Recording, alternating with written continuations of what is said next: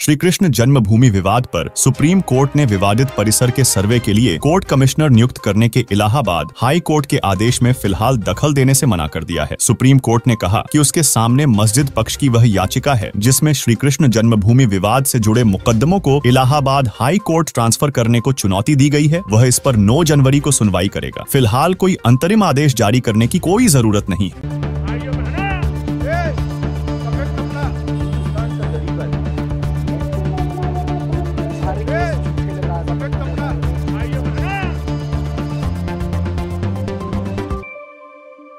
वाराणसी की ज्ञानवापी परिसर की तरह मथुरा के ईदगाह परिसर का सर्वे करने को लेकर मुस्लिम पक्ष ने सुप्रीम कोर्ट में याचिका दायर की थी। दरअसल बीते दिन गुरुवार 14 दिसंबर को इलाहाबाद हाई कोर्ट ने श्री कृष्ण जन्मभूमि से सटे ईदगाह परिसर में सर्वे करने की मंजूरी दे दी। इलाहाबाद हाई कोर्ट के इसी फैसले के खिलाफ मुस्लिम पक्ष ने सुप्रीम कोर्ट का रुख किया था। समाचार एजेंसी पीटीआई के मुताबिक वकील विष्णु जैन ने बताया, हाई कोर्ट में दायर की गई याचिका में कहा गया है कि ईदगाह परिसर में एक कमल की आकृति का पिलर और उस शेषनाग की फोटो है जिसने जन्म की रात भगवान श्री कृष्ण की रक्षा की थी। खंभे के नीचे हिंदू धार्मिक प्रतीक भी है। इलाहाबाद हाई कोर्ट ने श्री कृष्ण जन्मभूमि विवाद से जुड़े सभी मामले अपने पास ट्रांसफर करा लिए थे। याचिकाकर्ताओं ने अनुरोध किया है कि निर्धारित समय सीमा के भीतर सर्वे किया जाए और इसकी रिपोर्ट सौंपने के निर्देश के साथ ही एक विशेष आयोग का गठन किया जाए। आइए विस्तार से जानते हैं कि क्या है श्री कृष्ण जन्मभूमि विवाद। दरअसल काशी और मथुरा का विवाद कुछ अयोध्या जैसा ही है। दावा किया जाता है कि औरंगजेब ने काशी और मथुरा में मंदिर तोड़े और मस्जिदें बनवाई। 1669 के आसपास में औरंगजेब ने काशी में विश्वनाथ मंदिर को ध्वस्त कर दिया और 1670 में उसने मथुरा में केशव देव मंदिर को तोड़ने का आदेश जारी किया। इसके बाद काशी में ज्ञानवापी मस्जिद और मथुरा में शाही ईदगाह मस्जिद का निर्माण कराया गया। मथुरा में विवाद कुल 1337 एकड़ जमीन पर मालिकाना हक को लेकर है। हिंदू पक्ष की ओर से शाही ईदगाह मस्जिद को हटाकर यह जमीन श्री कृष्ण जन्म स्थान को सौंपने की मांग की जा रही है। कई सालों तक जिला अदालतों में रहा। अब इलाहाबाद हाई कोर्ट ने परिसर में सर्वे कराने की अनुमति दे दी है। अब ये भी जान लीजिए कि इलाहाबाद हाई कोर्ट के आदेश में क्या है। हिंदू पक्ष के वकील विष्णु जैन ने जानकारी देते हुए कहा था, एडवोकेट और कमिश्नर की ओर से सर्वे को मंजूरी मिल गई है। अगली सुनवाई 18 दिसंबर को की जाएगी। इस सुनवाई में सर्वे कौन करेगा और इसकी रिपोर्ट कब तक दाखिल की जाएगी जैसी शर्तों पर फैसला सुनाएगा। वही लोकसभा चुनाव में यह बड़ा मुद्दा बन सकता है। अयोध्या में भव्य राम मंदिर निर्माण के साथ ही बीजेपी के पास उत्तर प्रदेश में अभी कुछ और बड़े मुद्दे भी हैं। इसमें ज्ञानवापी परिसर के सर्वे के साथ श्री कृष्ण जन्मभूमि विवाद मुद्दा भी जुड़ गया है। बीजेपी के फायर ब्रांड नेता बार बार इसे हिंदुत्व और जनभावना के साथ जोड़कर पेश कर रहे हैं। ज्ञानवापी पर खुद सीएम योगी आदित्यनाथ ने कहा है कि इसे मस्जिद कहना उचित नहीं है। दूसरी ओर विपक्ष इन मुद्दों को आधार बनाकर योगी आदित्यनाथ सरकार को घेरने की कोशिश कर रही है। इतना तय है कि लोकसभा चुनाव में ये मुद्दे जरूर हावी रहने वाले हैं। आपको बता दें, इस मामले में कुल 18 याचिकाएं दाखिल हैं। दरअसल मथुरा की श्री कृष्ण जन्मभूमि और शाही ईदगाह मस्जिद को लेकर अब तक कुल 18 मुकदमे दाखिल किए गए हैं। इन सभी मुकदमों की सुनवाई इलाहाबाद हाई कोर्ट में हो रही है। सुप्रीम कोर्ट ने मुस्लिम पक्ष का ओर से दाखिल याचिका पर हस्तक्षेप से इनकार कर दिया है। इन याचिकाओं के जरिए दावा किया गया था कि जिस जगह शाही ईदगाह मस्जिद कायम है वह जगह पहले भगवान श्री कृष्ण की जन्मभूमि का हिस्सा थी। इस जमीन को लेकर 1968 में हुए समझौते को याचिकाकर्ताओं ने गलत करार दिया है। वहीं सुप्रीम कोर्ट में इलाहाबाद हाई कोर्ट के आदेश पर रोक लगाने से इनकार करने पर वकील विष्णु शंकर जैन ने कहा, शाही ईदगाह मामले में कल जो इलाहाबाद हाई कोर्ट ने आदेश पारित किया था उस आदेश को आज वर्चुअली शाही ईदगाह मस्जिद ने और सुन्नी सेंट्रल वक्फ बोर्ड ने सुप्रीम कोर्ट में चुनौती दी थी। उन्होंने मांग की थी कि इलाहाबाद हाई कोर्ट की कार्रवाई पर रोक लगा दी जाए। सुप्रीम कोर्ट ने इसे इनकार कर दिया। कोर्ट ने कहा, यह केस 9 जनवरी के लिए निर्धारित है। हम उसी दिन उसको सुनेंगे। बाकी आपका इस खबर पर क्या विचार है हमें कमेंट में बताएं और वार्ता 24 न्यूज चैनल को सब्सक्राइब करें।